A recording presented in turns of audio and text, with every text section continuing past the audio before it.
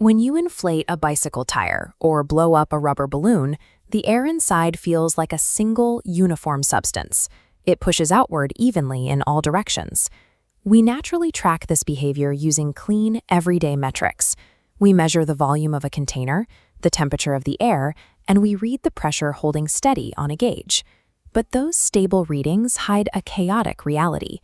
The smoothness of a gas is a statistical illusion created by scale. Zoom in 100 million times, and that continuous fluid disappears. A gas is mostly empty space, interrupted by microscopic projectiles ricocheting off every surface. To understand how that microscopic storm produces the predictable tension of a rubber balloon, we have to look at the rulebook for this movement, the kinetic molecular theory. To model an ideal gas, we isolate a hypothetical particle in a theoretical box. First, it's a point mass with negligible volume. Second, it feels no attractive forces, traveling in random straight lines. Finally, collisions are perfectly elastic, bouncing without losing kinetic energy.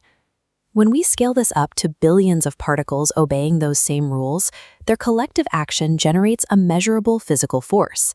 As this diagram shows, pressure represents the calculated change in momentum as particles ricochet against the container walls. The steady reading on a tire gauge represents trillions of microscopic impacts happening every second. This brings us to temperature. It corresponds directly to the average kinetic energy of the molecules. But within our container, those particles are not all traveling at the exact same velocity. Constant collisions mean some move faster, while others slow down.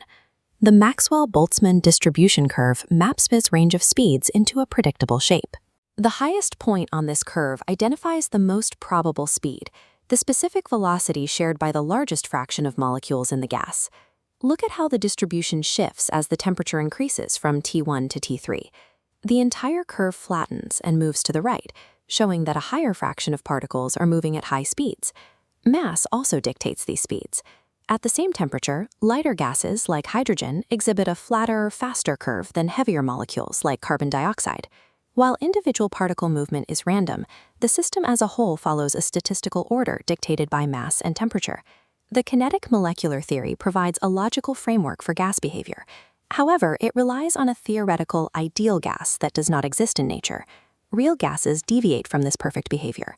This chart showing the variation of Z with pressure reveals how real gases diverge from the ideal baseline as they are squeezed or cooled. Real molecules possess physical volume, occupying space others cannot enter, as this excluded volume diagram illustrates.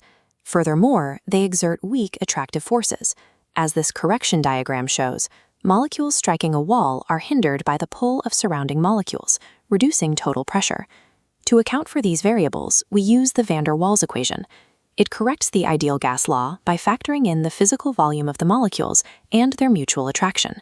Physicists deliberately invented a mathematically perfect theoretical gas to isolate and understand the raw mechanics of the microscopic world. By defining the rules of this microscopic movement, science established the principles of thermodynamics. These calculations provided the theoretical foundation required to design and operate the mechanical systems of the real world.